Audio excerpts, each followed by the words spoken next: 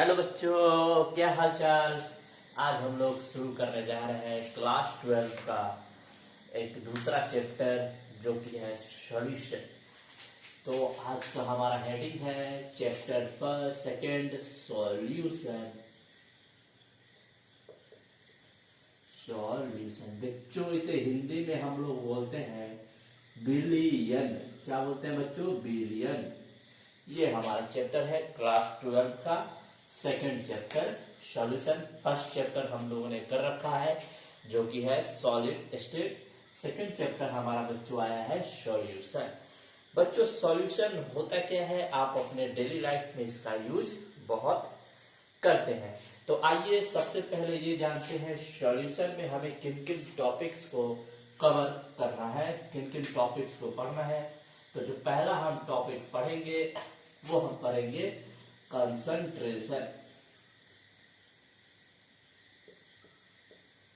Concentration concentration इसको हम बच्चों हिंदी में बोलते हैं सांद्रता। सांद्रता बच्चों, पहला हम टॉपिक पढ़ेंगे सांद्रता। इससे जेई में और नीट में क्वेश्चंस पूछे जाते हैं और इसको आपने 11th क्लास में भी पढ़ा था इन डिटेल मोल में।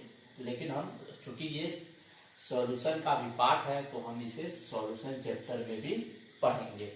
दूसरा जो बच्चों हम टॉपिक पढ़ेंगे वो हमारा होगा vapour pressure. Vapour pressure vapour pressure के बारे में हम समझेंगे। इसे बच्चों हम हिंदी में बोलते हैं वाष्प दाब। वाष्प दाब हिंदी में बोलते हैं इसको वाष्प दाब। तीसरा जो बच्चों हम लोग पढ़ेंगे, जो हेडिंग हमारा होगा, जो टॉपिक होगा वो होगा want of factor.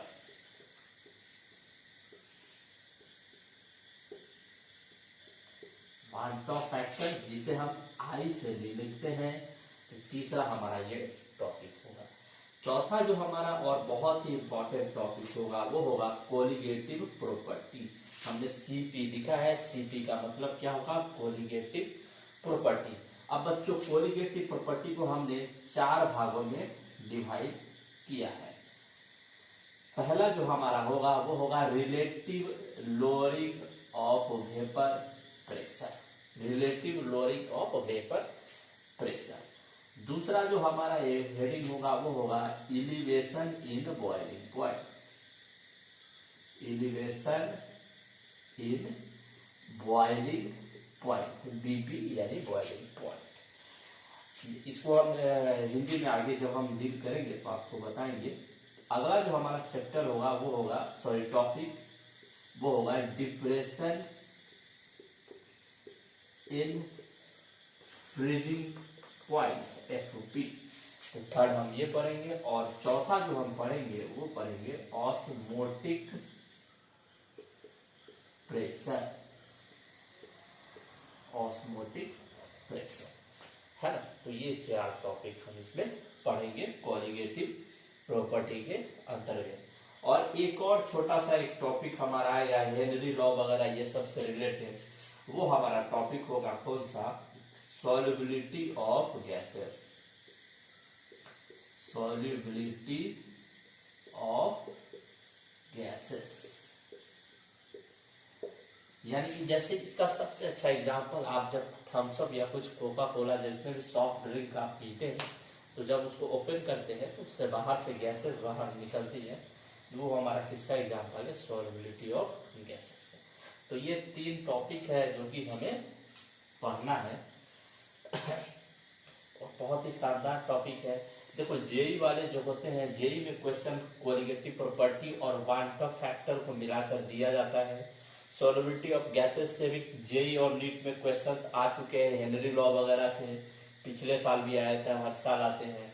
Vapour pressure और इसको सॉल्युबिलिटी ऑफ गैस, ये तीनों को मिला के भी मिक्स करके क्वेश्चन पूछा जाता है। वेपर प्रेशर और वांट ऑफ फैक्टर को मिला के 2008 में, 2012 में, 2014 में बहुत सारे क्वेश्चंस आए हुए हैं एडवांस में। तो ये इंपॉर्टेंट कुछ चैप्टर है जो कि आपको टॉपिक है जो कि आपको इस चैप्टर के अंतर्गत पढ़ना है।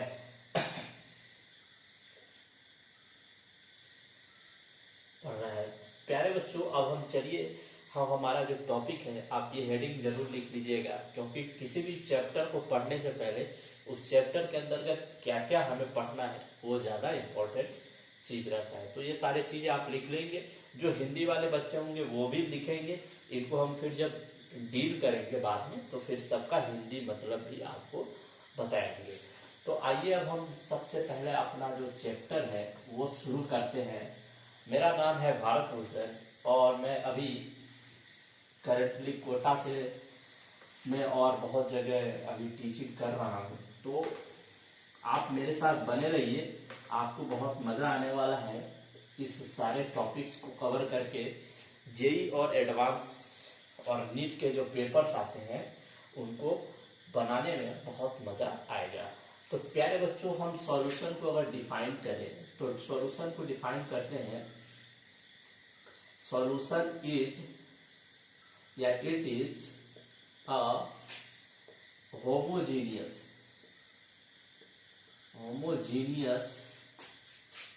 it is a homogeneous mixture of two or more substances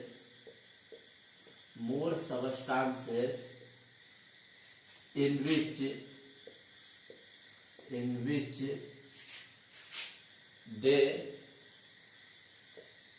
lose their identity। बच्चों, ये डेफिनेशन होता है सॉल्यूशन का।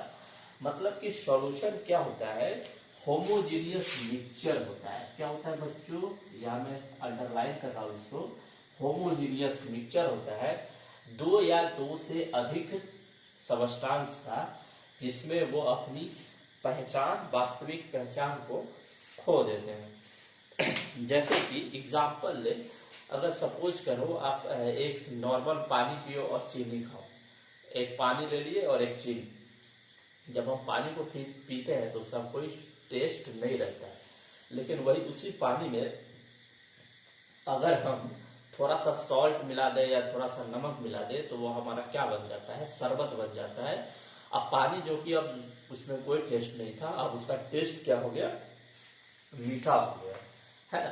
तो इस प्रकार से हम सॉल्यूशन को डिफाइन, अब वो क्या हो गया, हमारा सॉल्यूशन हो गया जिसमें पानी ने भी अपनी आइडेंटिटी लॉस की और चीनी जो कि सॉलिड रूप में था अब हमारे लिक्विड रूप में कन्वर्ट हो चुका है। तो इस दोनों पदार्थों ने, दोनों सबस्टांस ने अपनी आइडेंटिटी क्या की, लूज कर दी। तो ये बेसिक सा डिफिनीशन है। हिंदी वाले बच्चों के लिए क्या, विलयन एक प्रकार दो या दो से अधिक पदार्थों का समांगी मिश्रण होता है जिसमें वे अपनी पहचान खो देते हैं। लिख लीजिएगा इसको, बहुत अच्छा। तो ये सॉल्यूशन का बेसिक सा डिफिनीशन हुआ, आप इसको लिख लेंगे। अब बच्चों यहाँ पे एक और छोटा सा एक चीज है जो आपको समझना चाहिए। बच्चों, सॉल्यूशन जो होता है वो दो चीजों से मिल के बना होता है। सॉल्यूशन को समझने के लिए आपको दो चीजों को समझना बहुत जरूरी होता है। पहला क्या होता है बच्चों, सॉल्यूट, और दूसरा क्या होता है, सॉल्वेंट। पहला होता है सॉल्यूट और दूसरा क्या होता है, सॉल्वेंट। और इस दोनों के मिलने से ही हमारा निर्माण होता है सॉल्यूशन का। या ठीक है, तो सॉल्यूशन जो होता है वो दो या दो से अधिक, मैंने डिफिनीशन में आपको बताया है कि सॉल्यूशन दो या दो से अधिक पदार्थों का मिश्रण होता है। तो एक सॉल्यूट होगा और दूसरा उसमें क्या होगा, सॉल्वेंट। अगर सॉल्यूट को अगर हम डिफाइन करें तो क्या होगा, it is lesser in amount, lesser in amount, यानी कि यह कम मात्रा में होगा। जनरली इसको हम ऐसे ही डिफाइन करते हैं, ये क्या होगा, कम मात्रा में होगा। और सॉल्वेंट को क्या बोलते हैं, it is higher in amount, higher in amount. ये क्या होगा, अत्यधिक मात्रा में होगा, यह अत्यधिक मात्रा में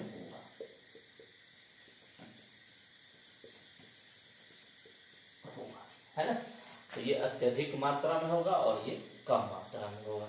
यह घुलने वाला होगा, यह it is soluble, it is soluble, यानी कि यह घुलने वाला होगा।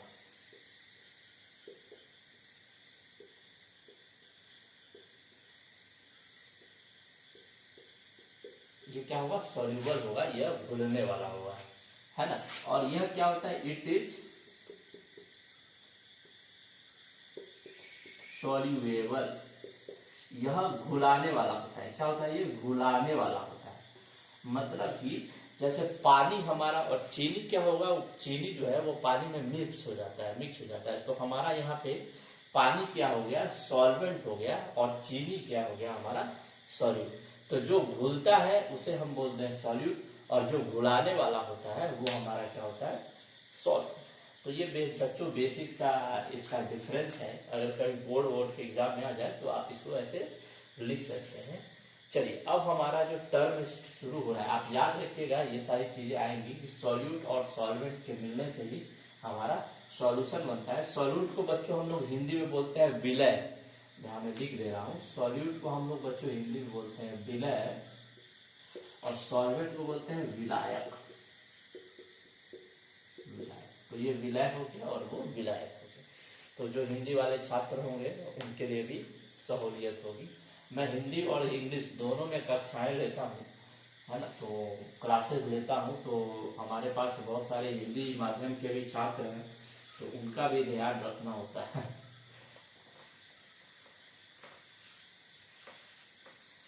प्यारे बच्चों, तो ये हमारा हो गया सॉल्यूशन।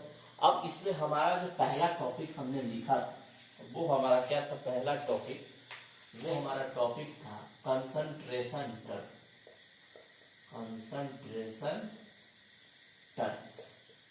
अब अभी मैं जो चार्ट बनाने जा रहा हूं आपके सामने, उस चार्ट से भी क्वेश्चंस पूछे जाते हैं, नीट में पूछे गए हैं, जेई में भी पूछे जाते हैं, और बहुत सारे जो स्टेट सिविल सर्विस स्टेट के जो एग्जामिनेशन होते हैं, है ना, जैसे छत्तीसगढ़, वेस्ट बंगाल वगैरह, तो उसमें भी इससे क्वेश्चन पूछे जाते हैं। कंसंट्रेशन टर्म को बच्चों हम लोग दो भागों में डिवाइड करते हैं। एक हमारा होता है वॉल्यूम रिलेटेड, वॉल्यूम रिलेटेड, और एक बच्चों हमारा होता है मास रिलेटेड, मास रिलेटेड। एक हमारा बच्चों होता है वॉल्यूम रिलेटेड और एक हमारा होता है मास रिलेटेड। अब बच्चों मैं यहाँ से आपसे एक छोटा सा कॉन्सेप्ट बताने वाला हूँ। क्या होता है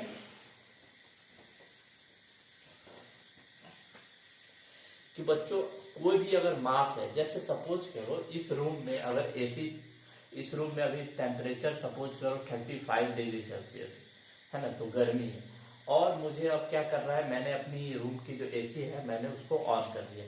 अब धीरे धीरे धीरे धीरे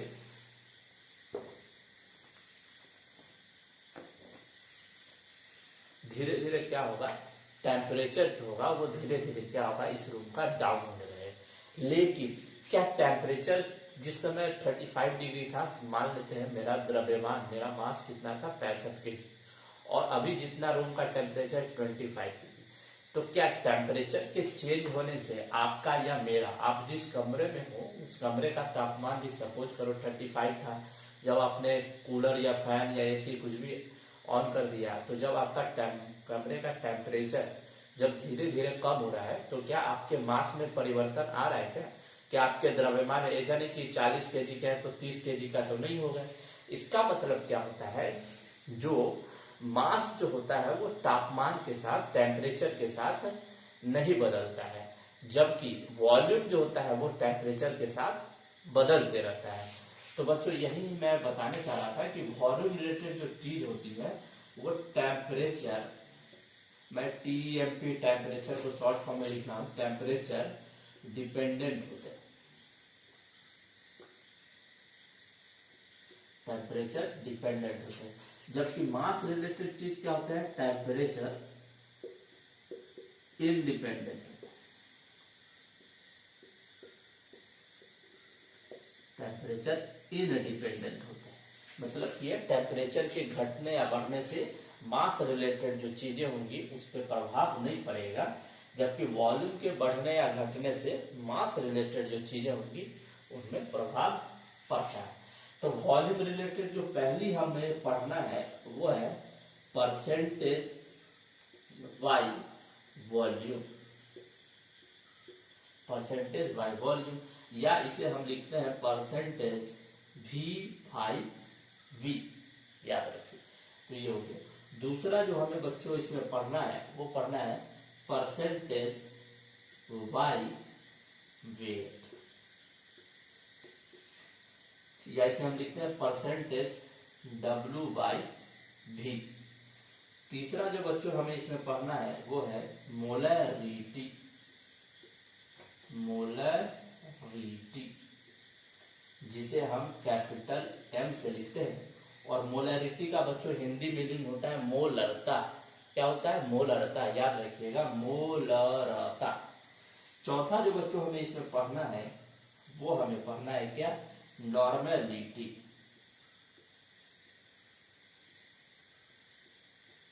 नॉर्मेलिटी जिसे हम कैपिटल N से लिखते हैं। और नॉर्मेलिटी का मतलब होता है बच्चों नर्मता, नर्मता हिंदी में से हम नर्मता बोलते हैं। तो ये चार क्वांटिटी जो है वो वॉल्यूम रिलेटेड है और जो कि टेम्परेचर पे डिपेंड करता है। ऑब्वियसली बात है, टेम्परेचर बढ़ाओगे तो किसी भी गैस या किसी भी चीज का वॉल्यूम क्या होता है? कॉन्ट्रैक्ट या बढ़ता है या फिर घटता है। टेम्परेचर बढ़ाओगे तो बढ़ेगा, टेम्परेचर घटाओगे तो घटेगा, है ना। तो ये वॉल्यूम रिलेटेड चीज हो गई। अब बच्चों मास रिलेटेड चीजें कौन कौन सी होती है? तो इसमें भी होता है परसेंटेज बाय वेट, या इसे हम लिखते हैं परसेंटेज W बाई W। दूसरी जो इसमें चीज होती है वो होती है मोल फ्रैक्शन, मोल फ्रैक्शन। तीसरी जो बच्चों चीज होती है वो होती है मोलैलिटी, मोलैलिटी इसे हम स्मॉल m से बोलते हैं और इसे हिंदी में हम लोग बोलते हैं मोललता, मोललता। और चौथी जो बच्चों चीज होती है वो है ppm, पार्ट्स पर मिलियन। इससे भी जेईई क्वेश्चन जो है पिछले साल पूछा था, ppm। तो ये चार चीजें हो गई। मोलैलिटी हमारा यहाँ पे इंपॉर्टेंट है, मोल फ्रैक्शन हमारा यहाँ पे इंपॉर्टेंट है, मोलैरिटी हमारा यहाँ पे इंपॉर्टेंट है। तो ये तीन चीजें जो है वो हमारा सॉल्यूशन चैप्टर के लिए बहुत ज्यादा इंपॉर्टेंट है। तो ये मास रिलेटेड चीज हो गई ppm। ppm का मतलब क्या होता है? पार्ट्स पर मिलियन। जैसे आप देखते होंगे हार्ड वाटर है, सॉफ्ट वाटर है बच्चों, तो वो ppm के ऊपर ही निर्धारित होता है कि अगर कोई वाटर सॉफ्ट वाटर है तो उसमें पार्ट्स पर मिलियन मतलब कि उसमें घुले हुए जो मिनरल्स हैं उनकी कितनी क्वांटिटी है वो हमें ये पार्ट्स पर मिलियन दिखाता है। पर मिलियन क्यूबिक में किसी भी गैस या किसी भी लिक्विड में कितना पार्टिकल्स मिला हुआ है वो हमारा ppm कहलाता है। मोलैलिटी और mole fraction, percentage W by W, ये मास रिलेटेड चीजें हैं और ये टेम्परेचर से क्या होता है? इंडिपेंडेंट होता है, जबकि ये सारी चीजें हमारी टेम्परेचर से डिपेंडेंट होती है। अब चलिए एक एक करके हम इसको डिफाइन करते हैं। बच्चों पढ़ाई का एक ही लक्ष्य होना चाहिए, वो लक्ष्य क्या हो जाना चाहिए कि फाइनल सिलेक्शन लेना है।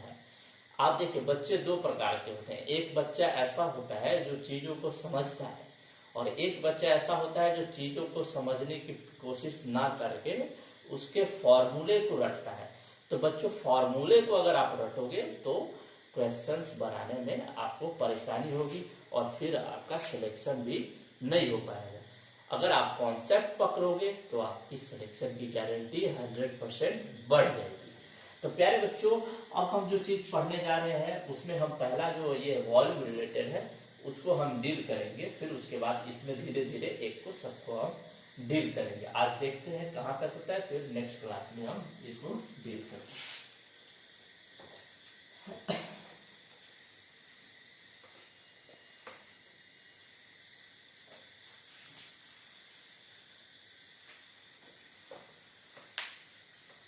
बच्चों आपको जो अपनी पढ़ाई करनी है वो क्या करनी है? एग्जाम ओरिएंटेड करनी है कि आप ऐसी पढ़ाई करो जिससे आपका पेपर क्लियर हो जाए। अगर केमिस्ट्री में 25 क्वेश्चन आ रहे हैं तो उस 25 में से एटलीस्ट कम से कम आप 20 क्वेश्चन करके आओ, है ना। अब ऐसी पढ़ाई से कोई फायदा नहीं जिसमें आप फार्मूला बहुत सारे रट लिए, बहुत सारा ये वो रट लिए, तो उससे कोई मतलब नहीं होता है, सिलेक्शन फिर नहीं होता है। आपको वैसी पढ़ाई करनी है जिससे आपका क्वेश्चंस बन जाए, आसानी से बन जाए। तो प्यारे बच्चों, अब हम जो पढ़ने जा रहे हैं वो हमारा पहला जो था परसेंटेज बाय वॉल्यूम या परसेंटेज V बाई V। अब बच्चों सबसे पहले ये समझ लो, बाई जो ये लिखा हुआ है, ये बाई का जो ये सिंबल, इसका क्या मतलब है। तो V/V ऐसा लिखा हुआ है, और परसेंटेज है, परसेंटेज का मतलब क्या होता है बेटा 100, याद रखिएगा ये। अब ये जो चीज है ना, इसके ऊपर वाला जो हमारा होता है वो होता है सॉल्यूट, याद रखिएगा, ये हमेशा सॉल्यूट को दर्शाएगा। और जो नीचे वाला टर्म होता है वो होता है हमारा सॉल्वेंट या फिर सॉल्यूशन। ये दो चीजों को दर्शाता है, ऊपर वाला हमारा सॉल्यूट और नीचे वाला सॉल्वेंट या सॉल्यूशन को दर्शाएगा। तो आप इसको लिखे, इसको नोट डाउन कर लेंगे। चलिए अब हम इसको थोड़ा सा एक एग्जांपल के थ्रू समझते हैं। जैसे सपोज करो, आप अभी जब सैनिटाइजर वगैरह बोतल देखते होंगे, कुछ इस तरीके का अगर बोतल आपके पास हो, उस बोतल पे लिखा होगा 70% V/V एथेनॉल, इस तरीके से लिखा। आजकल सैनिटाइजर वगैरह का चल रहा है ट्रेंड, तो उसको लेके ही अपन, या फिर कोई सा भी कफ सिरप हो, कुछ भी हो, आप उस पर देखेंगे परसेंटेज V/V कुछ इस तरीके से लिखा रहता है। जैसे मैं एग्जांपल दे रहा हूँ, 70% V/V ऑफ एथेनॉल सॉल्यूशन, ये दिया हुआ है। अब बच्चों इसका कहने का मतलब क्या है, आपको जब पेपर जब आएगा ना तो उसमें कुछ इसी पैटर्न पे आपको उसमें दिया रहता है, गिवन दिया रहेगा, है ना। तो 70% V/V एथेनॉल सॉल्यूशन का मतलब क्या होगा कि 70 ml ethanol is available in 100 ml of solution. एक कोई सॉल्यूशन है जिसमें 70 ml क्या मिला हुआ है, एथेनॉल। मतलब कि 100 ml का एक सॉल्यूशन है जिसमें 70 ml हमारा क्या मिला हुआ है, एथेनॉल मिला हुआ है। इसका कहने का मतलब ये है। जैसे आप पेपर जब देखोगे तो उसमें लिखा रहेगा 5% V/V, क्या लिखा जाएगा 5% V/V। तो इसका मतलब क्या होता है बच्चों, V/V ऑफ HCl सॉल्यूशन, इस तरीके से। तो इसका मतलब क्या होगा, 5 ml HCl is present in 100 ml solution. बात आ रही समझ, मतलब 100 ml का एक सॉल्यूशन है जिसमें हमारा HCl कितना है, 5 ml है। ये इसका मतलब होता है, और यही आपको बोर्ड के या फिर जेई के परीक्षा में यही सब चीज आएगा, ना कि आपको फॉर्मूला रटना है। फॉर्मूला ऐसे मैं लिखा देता हूँ, फॉर्मूला क्या होता है, परसेंटेज V/V का मतलब होगा क्या, volume of solute divided by volume of solution, या सॉल्वेंट हो तो सॉल्वेंट इनटू 100, ये होता है। आप इसको रख के देख लो, ऊपर देखो 5 रखो, नीचे 100 रखो, 100 से 100 नीचे क्या हुआ, जैसे देखो 5/100 इनटू 100 कर दो, तो ये क्या हो गया, कट गया, आया कितना 5, है ना, 5% आ गया, है ना। तो बच्चों ये सिंपल सा परसेंटेज V/V का मतलब होता है। आपको बस इतना ही पढ़ना है। अगर आपको जेई और नीट जाना है तो बस आपको इतना तक समझ में आना चाहिए कि मतलब क्या होता है ना। इसके चक्कर में अगर पढ़े, ये फॉर्मूला के अगर चक्कर में पढ़े तो आपकी जिंदगी क्या हो जाएगी, फिर जिंगल आला हो जाएगी। जिंगल आला समझ रहे हो ना, कुछ पता ही नहीं चलेगा कहाँ चले गए आप।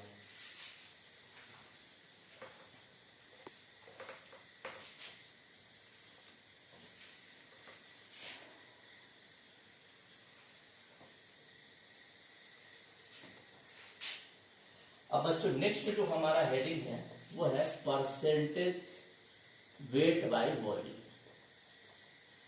वेट बाय वॉल्यूम, या इसको लिखते हैं परसेंटेज W बाय V, इस तरीके से लिखते हैं। अब इसको भी उसी तरीके से हमें समझना है, जैसे मैं बोल रहा हूं 10% W by V of NaOH solution.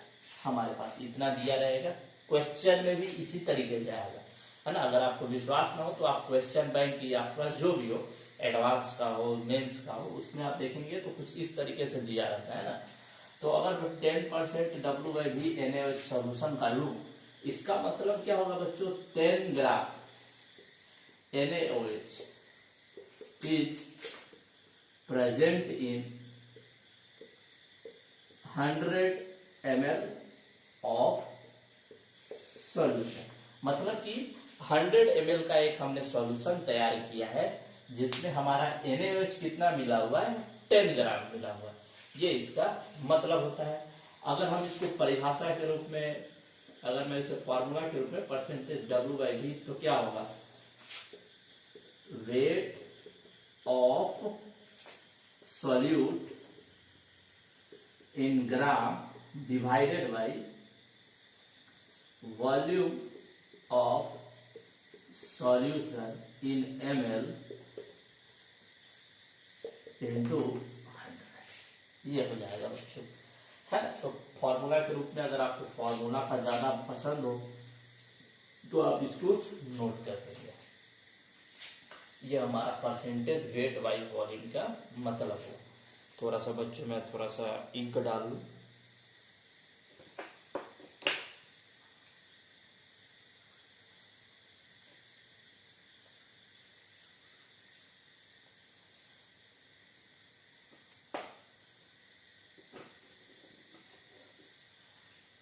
प्यार कभी कम नहीं करना, कोई सितम कर लेना, मर जाएंगे आशिक बन।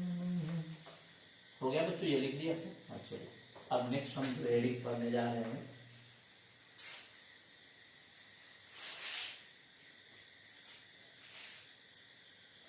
अगला जो हमारा हेडिंग है बच्चों वो है मोलरिटी। मोलरिटी यानी कि मोलरता, यानी कि इसे हम लिखते हैं M, और इसी का एक और नाम होता है कंसंट्रेशन, यानी कि सांद्रता। बच्चों इसके बहुत सारे नाम हैं, कहने का मतलब एक ही होता है, बहुत सारे इसके नाम हैं। तो बच्चों सबसे पहले इसे हम डिफाइन कर लेते हैं, मोलरिटी क्या होता है। तो the number of moles of solute, solute के नीचे हमने अंडरलाइन लगाया है, the number of moles of solute present in 1 liter of a solution. बहुत सिंपल सा, the number of moles of solute present in 1 liter of a solution. यहाँ मैंने 1 litre को गोला लगाया है, सॉल्यूट के अंदर अंडरलाइन लगाया है। अगर हिंदी में बात करें तो क्या इसको लिख सकते हैं, प्रति लीटर बिलियन में उपस्थित विलय के मोलों की संख्या,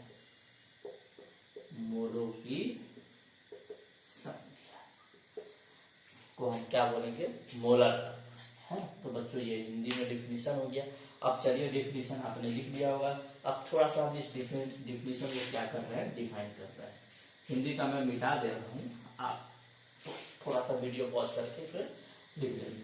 अब मैंने यहाँ बच्चों से दो वर्ड यूज किया है, समझ जाइए क्या है। The number of moles of solute present in 1 litre of solution. जैसे सपोज कीजिए हमने एक कंटेनर लिया,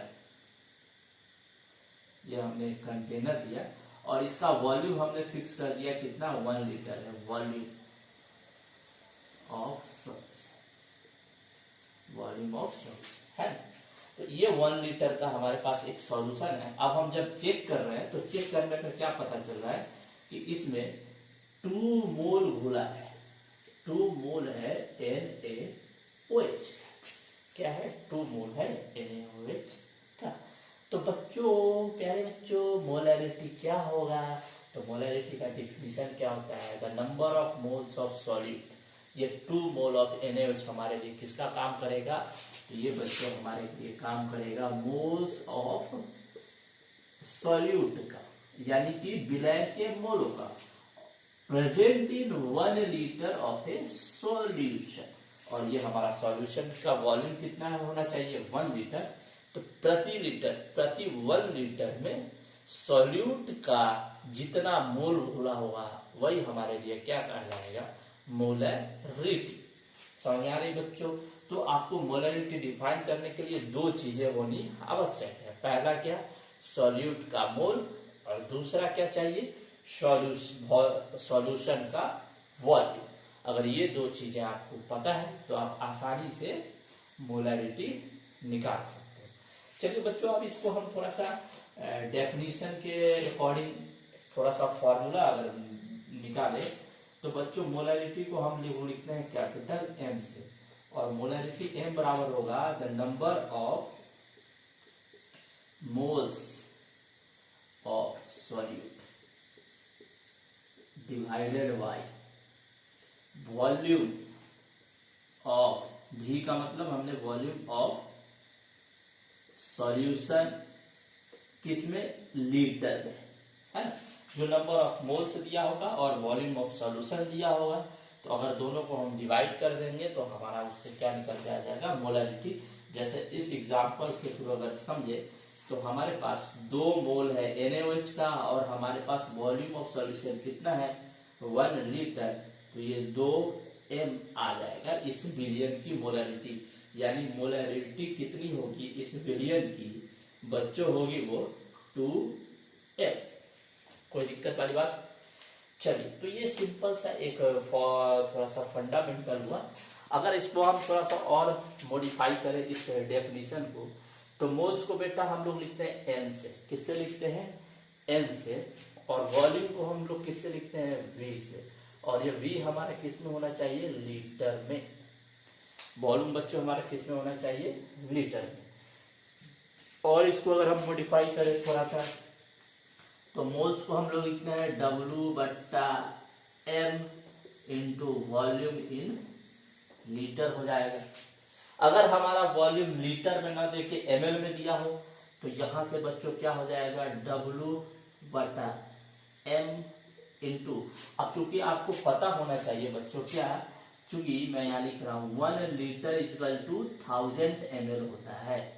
तो अगर मुझे लीटर को 1000 में बदलना हो तो हम उससे क्या कर देंगे, डिवाइड कर देंगे। अगर हमारे पास ml दिया हो, सपोज कीजिए अगर हमारे पास वॉल्यूम दिया हो ml में, तो अगर उसे हमें लीटर, जैसे मेरे पास 500 ml है, तो उसे मुझे लीटर में डिवाइड करना हो तो 500 बटा क्या करेंगे, 1000 करेंगे, तो ही तो आएगा। तो अगर मैं वॉल्यूम को 1000 से डिवाइड कर दूंगा, V/1000 ये हो जाएगा।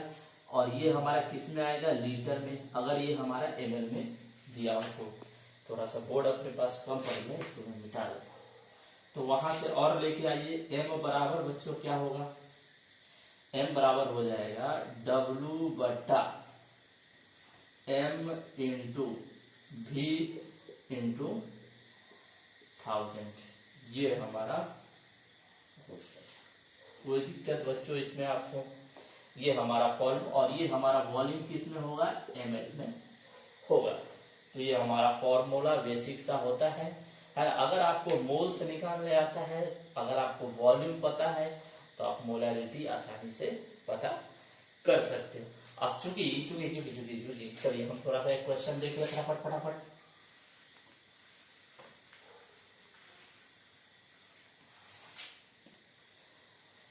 क्वेश्चन है बच्चों कि मोलैरिटी पता करना है ना। तो क्या है, if 4 gram NaOH is present in 100 ml of solution। चलिए ये हमारा प्रश्न दिया हुआ है कि यदि 4 ग्राम NaOH प्रेजेंट है 100 ml के सॉल्यूशन में तो हमें मोलैरिटी पता करना है। तो सबसे पहले बच्चों आपको ये पता करना है कि भाई साहब इसमें सॉल्यूट है क्या। तो आप देखेंगे यहाँ पे ये 4 ग्राम है, ये यहाँ पे सॉल्यूशन 100 ml में दिया हुआ है, दिया है। तो ऑब्वियसली बात है 100 बड़ा होता है कि 4 बड़ा होता है। तो आप बोलोगे सर 4 बड़ा होता है और 100 छोटा होता है। मारेंगे कनपट्टी पे, 4 क्या होता है, छोटा होता है, और 100 क्या होता है, बड़ा। तो हमारा यहाँ पे सॉल्यूट क्या हो गया, वेट ऑफ सॉल्यूट यानी कि NaOH हमारा यहाँ से आ गया 4 ग्राम, और मोलर मास कितना होता है बच्चा NaOH का, वो होता है हमारा यहाँ पे 40 ग्राम। अब हमारा यहाँ पे बच्चों एक और चीज दिया हुआ है, volume of solution. Volume of solution दिया हुआ है 100 ml, ये दिया हुआ है। अब इस फॉर्मूला पे रख दीजिए, वेट कितना है सॉल्यूट का, तो वेट दिया हुआ है 4, मोलर मास कितना है divided by 40 into volume in ml कितना दिया हुआ है 100 ml, इंटू ऊपर हमें क्या करना है 1000, क्योंकि हम ml को लीटर में बदलेंगे, तो इंटू 1000, 2 0 से 2 0, 1 0 से 1 0, 4 से 4 कट हो गया, यानी टोटल कितना आ गया बताओ बच्चे जल्दी से, टोटल आ गया 1 m, यानी इस बिलियन की मोलैरिटी कितना आ गई 1। तो ये सिंपल सा एक बेसिक सा क्वेश्चन था, कोई लॉजिक वाली बात इसमें नहीं थी। अगर आपको विशेष रूप से अगर मोलैरिटी का क्वेश्चंस को देखना है तो हमारे प्लेलिस्ट में मोलैरिटी के क्वेश्चंस और कराए गए हैं, कॉन्सेप्ट भी बताए गए हैं, आप उसको देखेंगे आपको समझ में आ जाएगा। तो ये बेचारा बच्चों हमारे पास हो गया मोलैरिटी। अब हम नेक्स्ट इस चैप्टर से रिलेटेड एक और चीज पढ़ने जा रहे हैं जो इस चैप्टर में बहुत ज्यादा यूज होगा।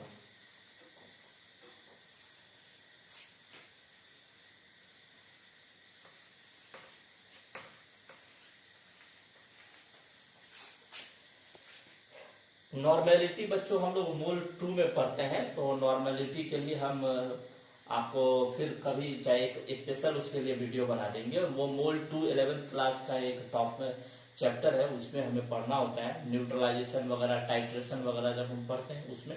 सॉल्यूशन वाले चैप्टर में नॉर्मेलिटी का यूज जनरली नहीं किया जाता है, लेकिन फिर भी मैं आपको बताऊंगा, है ना। पहले हम इस चैप्टर में क्या क्या चीजें आने वाली है वो चीजें पढ़ लेते हैं। तो अब हम मास रिलेटेड पढ़ेंगे, क्या चीज रिलेटेड, मास रिलेटेड। तो मास रिलेटेड बच्चों पहला क्या था, परसेंटेज बाय वेट, है ना, परसेंटेज बाय वेट या percentage W by W। Example से समझेंगे फटाफट, 5% W by W of NaCl solvent, ये दिया हुआ है 5% W by W of NaCl solvent. इसका मतलब क्या है, 5 ग्राम NaCl प्रेजेंस होगा, ये NC का मतलब मैंने प्रेजेंस लिया है, इन 100 ग्राम ऑफ सॉल्वेंट। मतलब कि 100 ग्राम अगर कोई सॉल्वेंट है तो उसमें हमारा 5 ग्राम क्या है, सॉरी सॉल्वेंट 100 NaCl सॉल्यूशन करना है। 100 ग्राम का अगर कोई सॉल्यूशन है हमारे पास तो उसमें 5 ग्राम हमारा क्या मिला होगा, NaOH मिला होगा। ये हो गया बेसिक सा difference, percentage W by W, फटाफट निपटाते जाते हैं। तो क्या होगा, वेट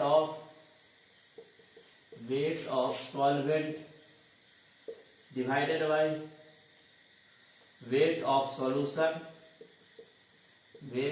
सॉल्यूशन इनटू 100। ये हमारा परसेंटेज W बाई W का एक फॉर्मूला है जो कि आपको याद रखना है, बस इसको समझ के रखना है। Percentage W by W of NaCl solution का मतलब 5 ग्राम NaCl उपस्थित है 100 ग्राम के सॉल्यूशन में। अब यहाँ आप बोलोगे भैया सर मास नहीं दिया है, तो भैया मास नहीं, सॉरी वॉल्यूम नहीं दिया, क्या दिया है, सॉल्यूशन का मास दिया हुआ है। तो कन्वर्जन जब हम आपको बताएंगे तो आपको बताएंगे कि कैसे हम वॉल्यूम को मास में और मास को वॉल्यूम में कन्वर्ट करते हैं। ये छोटा सा एक चीज था। अब चलिए नेक्स्ट हम लोग देखते हैं।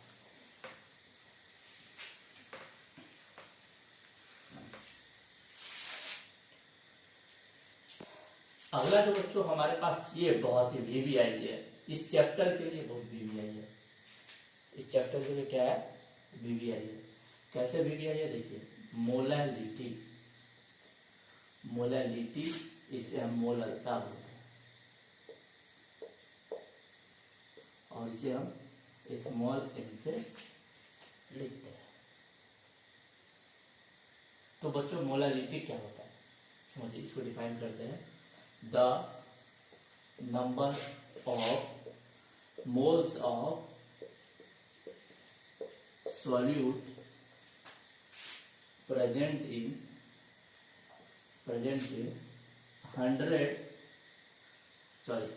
1 kg of solvent, यानी कि number of moles of solute होना चाहिए 1 kg के एक सॉल्वेंट, प्रति केजी सॉल्वेंट में कितना मोल उपस्थित है सॉल्यूट का, उसे हम क्या बोलेंगे, मोलैलिटी, है ना। हिंदी में अगर डिफाइन करें तो क्या, प्रति केजी विलायक में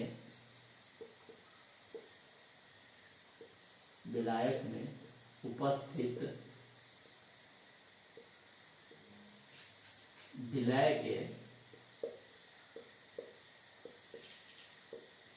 विलय के मोलों की संख्या, ये हमारा क्या कहलाता है, मोलैलिटी कहलाता है। जैसे सपोज करो ये हमारा एक बीकर है, इसमें 1 केजी क्या है, सॉल्वेंट है ना, और इसमें 2 मोल घुला, या 2 मोल नहीं, 1 मोल या 1.5 मोल किसका है, NaCl का है ना। तो इस तरीके से इसको हम डिफाइन करेंगे, है ना। मोलैलिटी को बच्चों हम m से लिखते हैं, और m बराबर हमारा क्या, यहाँ से m बराबर क्या होगा, moles of solute divided by weight of solvent, moles of solute divided by weight of solvent, ये हमारा इन केजी। इसको और थोड़ा सा मॉडिफाई करें तो n moles of solute divided by capital W, यहाँ पे हम यूज कर रहे हैं कैपिटल W इन केजी किसका, सॉल्वेंट का, है ना। या इसको और लिखेंगे थोड़ा सा, थोड़ा नहीं ऐसे ही हो गया, बहुत अच्छा है इसमें। तो यहाँ से स्मॉल m बराबर क्या हो जाएगा, ये फॉर्मूला आपको याद है। इसको और मॉडिफाई करेंगे तो moles of solute small w बटा कैपिटल M इंटू क्या हो जाएगा, कैपिटल W इन केजी। ये कैपिटल W किसके लिए, वेट ऑफ सॉल्वेंट होगा, ये स्मॉल w किसके लिए, वेट ऑफ सॉल्यूट होगा, ये m किसके लिए, मोलर मास होगा सॉल्यूट का। अगर हमारा वेट सॉल्वेंट जो केजी में ना देखे ग्राम में दिया हो, तो आपको पता होगा 1 केजी बराबर 100 ग्राम होता है। तो अगर इसे हम थोड़ा सा और मॉडिफाई करें तो W बटा M इंटू कैपिटल W, और इसको हम ग्राम को अगर किसमें, केजी में बदलना चाहे तो 1000 से क्या करते हैं, डिवाइड करते हैं। तो ये हमारा यहाँ पे आ जाएगा W into 1000 divided by M into capital W इन ग्राम, और ये भी ग्राम में दिया हो। तो यहाँ से मोलैलिटी का एक फॉर्मूला और आता है निकल के, जो कि इस तरीके से होता है। आप लिखिए अपना पटिशन। बाकी इसके वीडियो लेक्चर्स हमारे यूट्यूब चैनल पे हैं। अगर आपको यहाँ पे समझ में नहीं आए तो उसमें इन डिटेल बताया गया है, आप वहाँ पे भी जाके उनको क्वेश्चंस को भी कर सकते हैं। चलिए मैं इसको थोड़ा सा मिटाऊं, इसके प्रश्न कुछ देख लेते हैं।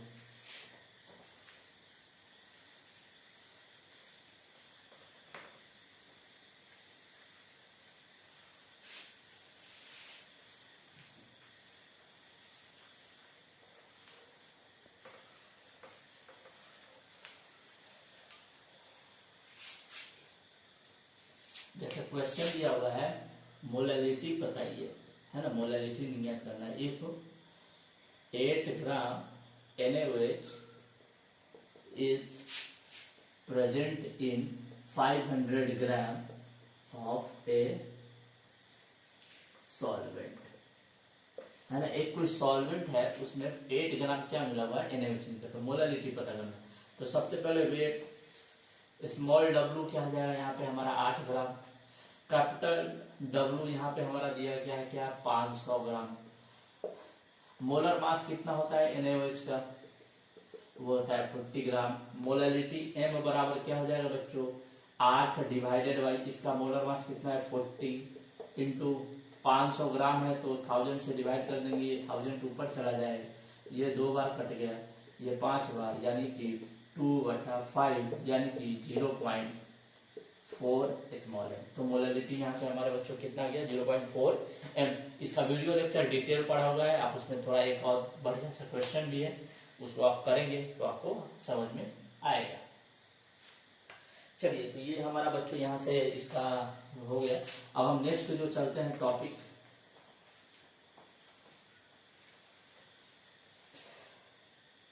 Mole fraction. मोल फ्रैक्शन, चलिए मोल फ्रैक्शन और ppm ये 2 टॉपिक रह जाएगा, जिसको हम नेक्स्ट जो हमारा लेक्चर होगा उसमें हम देखेंगे, और उसमें साथ में हम पढ़ेंगे वेपर प्रेशर, और साथ में सॉल्युबिलिटी ऑफ गैसेस को भी उस लेक्चर में देखेंगे। ये 2 टॉपिक को हम कल देखेंगे, और साथ में हम कुछ प्रश्नों को भी कल जरूर करेंगे।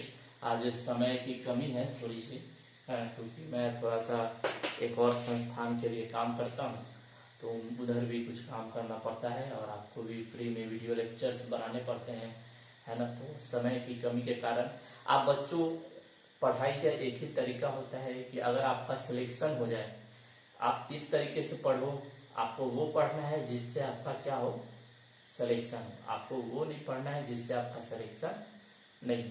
तो ये चीज़ें आप हमेशा अपने दिमाग में जरूर रखेंगे कि आपको पढ़ाई उसी लिए करनी है जिससे आपका क्या हो सिलेक्शन हो, पढ़ाई उसके लिए नहीं करनी है जिससे आपका सिलेक्शन नहीं हो। धन्यवाद, कल फिर मिलते हैं, थैंक यू।